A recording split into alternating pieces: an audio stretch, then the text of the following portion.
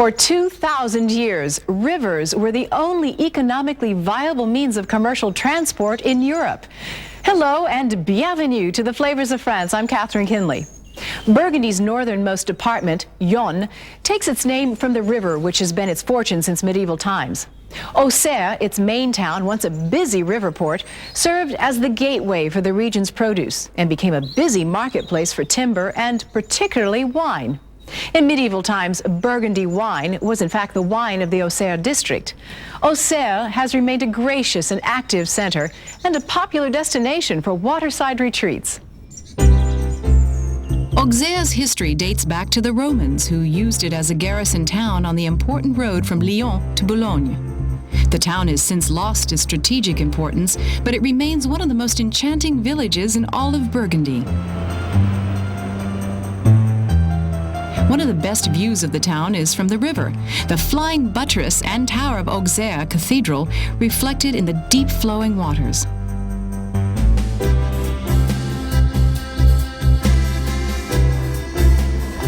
The town center is superb with many attractive streets and narrow laneways. The famous Tour de l'Horloge is actually part of the old medieval walls. The clock was added in the 17th century. One dial displays the time, the other, the movements of the sun and moon. Auxerre's cathedral, dedicated to Saint Stephen, is a wonderful example of the Gothic style at its most flamboyant. Joan of Arc prayed here as she passed through the district in 1429. There are many little squares throughout the town where the Auxerrois love to gather.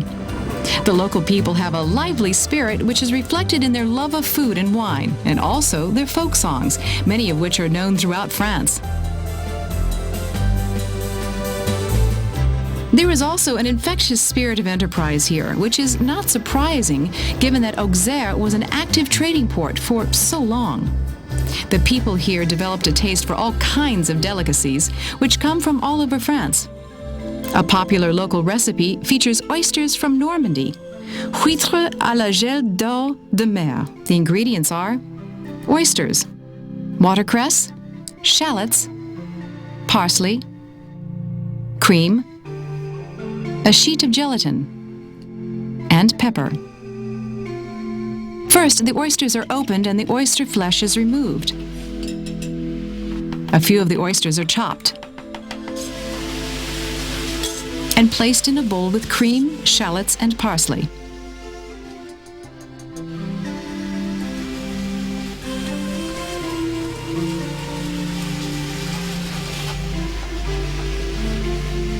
The mixture is well combined.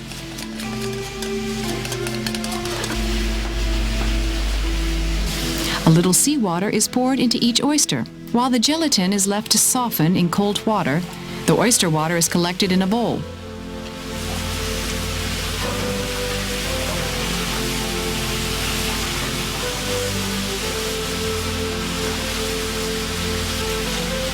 When it has been heated just a little, the gelatin is added and combined.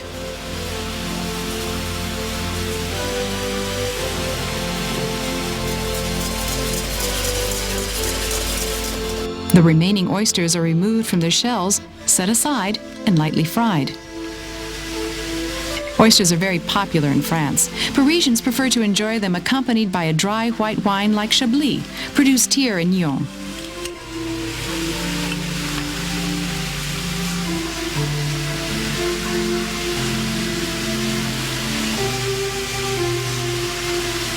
The oysters are well seasoned with pepper. The cream mixture is placed into each of the empty shells.